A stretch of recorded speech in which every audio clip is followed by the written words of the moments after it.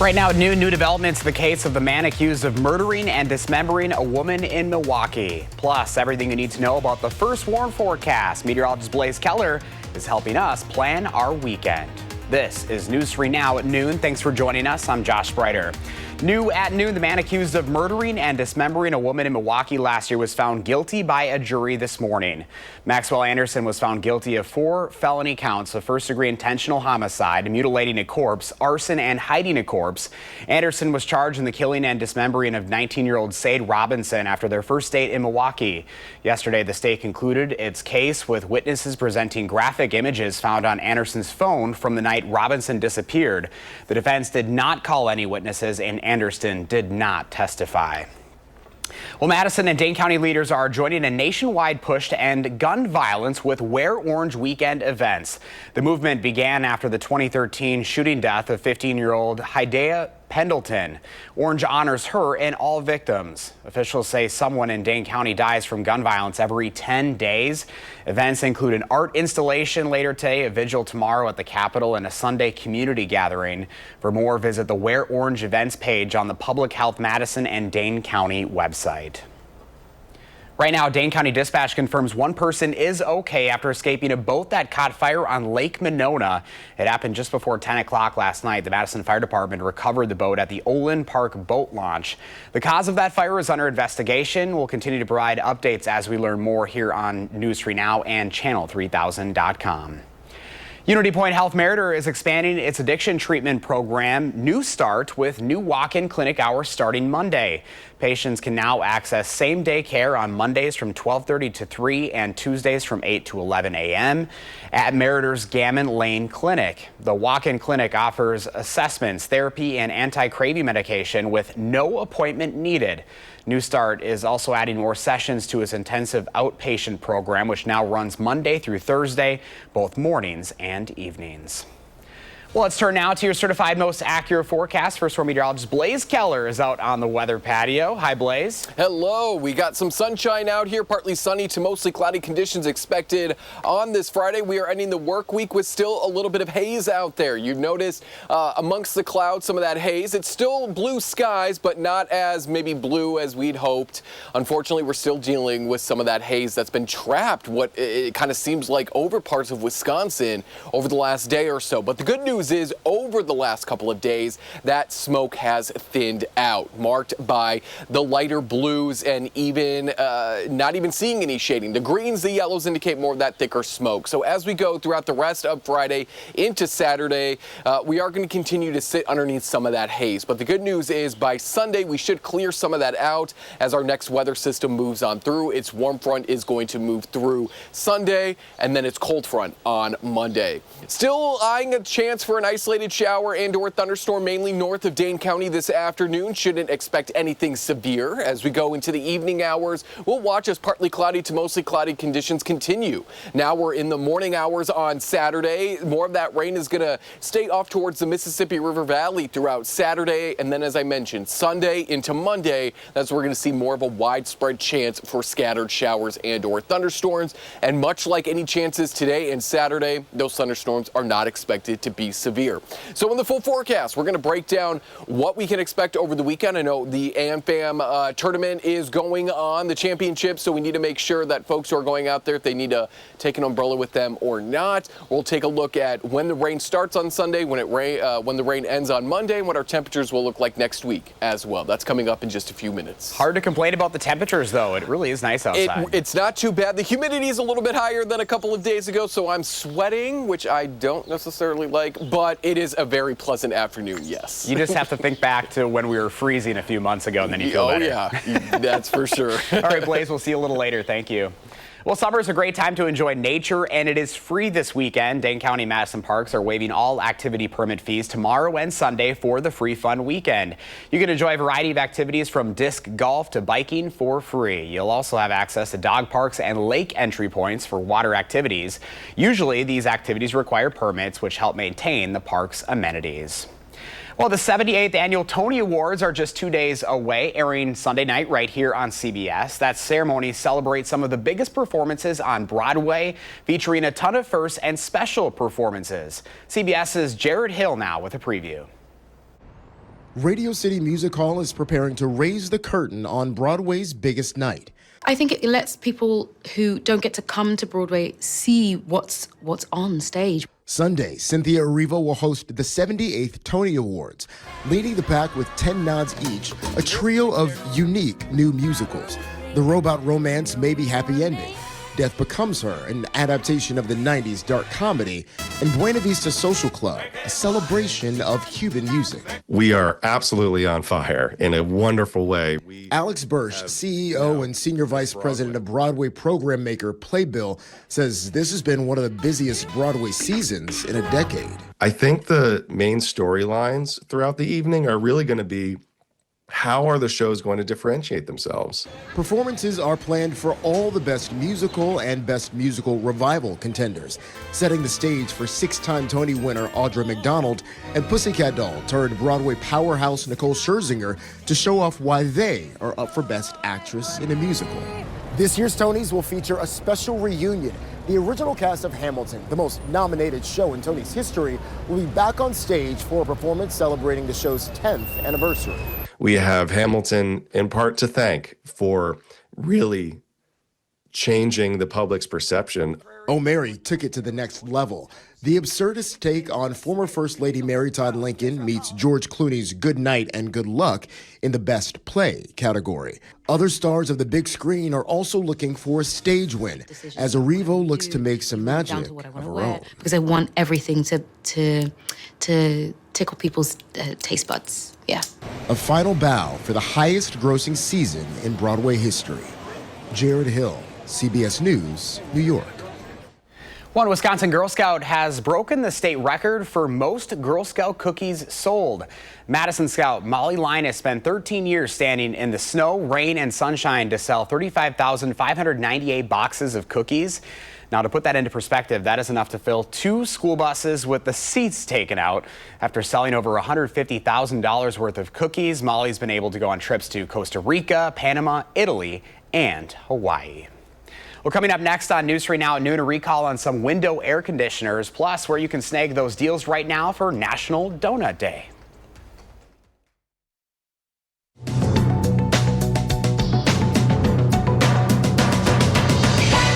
The number of Americans filing for unemployment rose to its highest level in 8 months. According to the U.S. Labor Department, new applications for jobless benefits hit 237,000 last week. That's up 8,000 from the previous week. The number surpasses predictions by economists who say it could be a sign of a possible labor market slowdown. Just as the temperatures are rising for summer, Medea is recalling nearly 2 million U-shaped window air conditioners. The AC units may fail to drain water quickly enough, which could lead to mold. The units were sold at multiple retailers, including Costco, Best Buy, and Amazon. Customers should contact Medea for a free repair or refund. And don't panic, but today is National Donut Day, and there are a whole lot of sweet deals. Dunkin' is launching a new line of merch with Stony Clover Lane, and the chain is offering 1 free donut with the purchase of a beverage. Krispy Kreme is upping the ante with 1 free donut per customer with no purchase necessary. For those who need more, Krispy Kreme is also offering a dozen original glazed donuts for $2 with the purchase of a dozen. Duck Donuts and Tim Hortons also have free donut deals. That's your CBS News Money Watch report. For more, log on to cbsmoneywatch.com. At the CBS Broadcast Center, I'm Carissa Lawson. Here's a look at the stocks at the noon hour. The Dow is up 275 points, NASDAQ up 183, and the S&P 500 up 42. Our Call for Action volunteers are in the building today taking your consumer complaints and taking action on your behalf. Call for action at 608-270-2833 or submit a claim anytime at channel3000.com/call-for-action. Well, News 3 Now and SSM Health's Time for Kids digital playbook campaign continues. We're helping families navigate the ever-changing digital world. This week, we're highlighting family communication about device use and it being necessary. As kids spend more time online, open family communication about device use and online activities is important. With so much information out there, it's tough to know what's real, who to trust, and how to protect privacy. The devices have so many great tools that we can use, that we can help with the settings themselves to kind of get things on, to set what things they can open, what things they can look at, and they can actually set how much time they're allowed to use it. But again, it's the question of communication and just showing them that you're interested in what they're looking at and opening the conversation of, hey, that sounds really neat. Maybe you can teach me more about that. Dr. Harkin says keeping the conversation positive helps children trust their parents and feel more comfortable talking about device use. Start the discussion by downloading our Time for Kids digital device guide. That guide has 6 sections and includes an agreement for families to review and sign together. You can find the guide by searching our Time for Kids section on channel3000.com. Well, Pam has the Farm Report next, and Blaze returns with the weekend forecast, and later on Live at 4, how a decision hopes to close a contract loophole with the Department of Human Services in Dane County. Welcome back on a Friday afternoon. Let's check in now with Pam Yankee for the Midwest Farm Report. Hi, Pam. Hi, Josh. Yeah, getting ready to blow this popsicle stand and get out and enjoy some of the weather I heard you guys talking about. Hopefully it's going to hold on this weekend. I'll tell you more about why with June Dairy events in just a minute. First, let me show you some projects that are happening in Jefferson County. Jefferson specifically is looking at building a brand new food and beverage innovation campus. They've turned into being kind of a network area for a lot of food companies. Nestle, for example, already there, and Kikkoman is building a new headquarters and fabrication area in Jefferson, and it's all a part of Thrive ED, the Thrive Economic Development Group in Jefferson County. Deb Reinbold is their president. She said they've already spent about $563 million that's been invested in this new campus. The end goal is really designed to try to obviously boost the county's economy and also create a lot more jobs.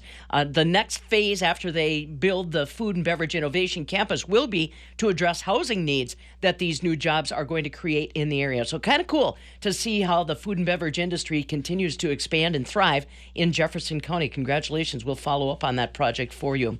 As I mentioned, this weather is going to be beautiful for all of our June Dairy activities that are coming up this weekend. Don't forget, tomorrow beginning at 8 a.m. right across the street from the Dane County Farmers Market, Cows on the Concourse.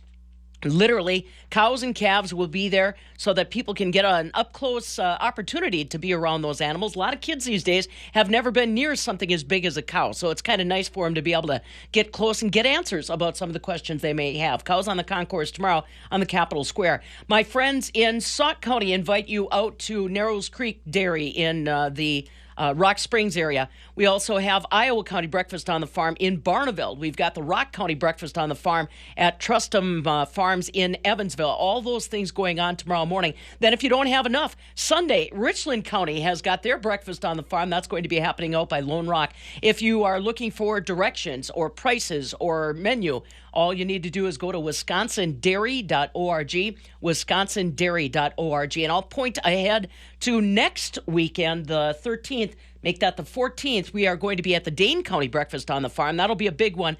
Dwayne and Tina Hinchley and their family, again, stepping forward to host the big event. One of the reasons why I like to talk about that is they've got robotic milkers. And if you are imagining what a robotic milker looks like, maybe if you're old school like me, you're imagining an upright, literally a robot that does the milking, you will be quite surprised to see what a robotic milker looks like today. That'll be part of the featured educational experience at the Hinchley Dairy Farm near Cambridge. That's next Saturday, the 14th. Barrel cheese today in Chicago unchanged. 40-pound block cheese did drop 6 1/4 cents. We're at 185 3/4. The double A butter down 1/4 cent, $2.55 1/2 per pound. Yeah, I just think, Josh, when people think about robotic milkers, they imagine one of those toy robots that's out there toddling around doing the job. Not at all what you're going to see at Hinchley's Dairy next weekend for the Dane County Breakfast on the Farm. But that's why we do it. Give people an opportunity to see what is reality versus what they assume. It's fun to see. I grew up milking cows when I was a little boy out on the farm, too, before I turned into a city boy, of course. But, I mean, every operation's so different and so special, as you know, Pam. Yeah, that is for sure. And like I said, that's my jam. That's what I like to see is when people come out there, they're just amazed at how big a cow really is. And that might be some of what we see tomorrow, Cows on the Concourse. Just that initial reaction is always kind of like, whoa. And one of those weekends where if you're bored, you got a problem because there's plenty going on around town. Yeah, Thank you, Pam. I'll be at the Mallard Park tomorrow night. Yep. There you go. Have a good one. See ya. Well, we're looking ahead to the weekend, of course. Here's First Warn meteorologist Blaze Keller with the forecast. Hi, Blaze. Hello. We are looking at a few showers today. We could see some of those try to form as we head into later parts of Friday afternoon. Tonight, staying cloudy. We'll still keep that chance for a stray shower or two. As we look to the weekend, I know a lot is going on, and thankfully Saturday looks to be more dry than Sunday and into Monday as well. I would say of the 2 days, Sunday's probably going to be our wetter of the two, but both Sunday and Monday, we have that scattered chance for showers and thunderstorms. Today and Saturday, it's looking more isolated, and maybe an isolated shower or two there on Tuesday as well. We're watching as another system begins to move through portions of southern Canada, and it's going to influence our weather here as we head further into the weekend. So as I mentioned, a stray shower or two can't be ruled out not only today, especially north of Madison as we head into the afternoon, overnight into Saturday. But jumping feature track ahead to Saturday, we should remain quiet, partly sunny to mostly cloudy. If we do see any rain, I think the best chance is going to be out towards the Mississippi River, mainly into portions of Minnesota and Iowa. But folks in Crawford, Grant County, Richland, Lafayette, as well as Iowa counties, maybe even into Vernon County as well, we can't rule out a stray shower or thunderstorm. But those aren't expected to be severe. Neither are the showers or thunderstorms as we look ahead to Sunday. This is going to be the warm front as this low pressure system moves on through. It's going to begin in the late morning and continue to impact us as we head into the mid to late afternoon hours. We're at 7:30 on Sunday, and we're still dealing with some of that shower and thunderstorm activity. This is the latest low to come out of Canada. It will pull down some smoke as we head into the second half of next week, so keep that in mind. But it's also going to clear out some of the smoke that's currently overhead. So Saturday, whether you're going out to farmers markets, whether you're just going to go out and try to enjoy the day, whether you're going to be heading out to AmFam, most of that rain should remain off to the west and into portions of northwestern Wisconsin. As we go into Sunday, there's the warm front of this low pressure system bringing in those showers and thunderstorms. We dry out overnight Sunday, but then the return of showers and thunderstorms as we go into Monday as well. Again, this is going to be along the cold front. Not expecting any severe weather once those showers and thunderstorms do return on Monday either. In terms of rain, it's not going to be a washout. This isn't going to be a soaking, slow-moving rain event. We're looking at maybe a half to 3/4 of an inch of some much needed rain, especially there along the state line, Illinois and Wisconsin state line.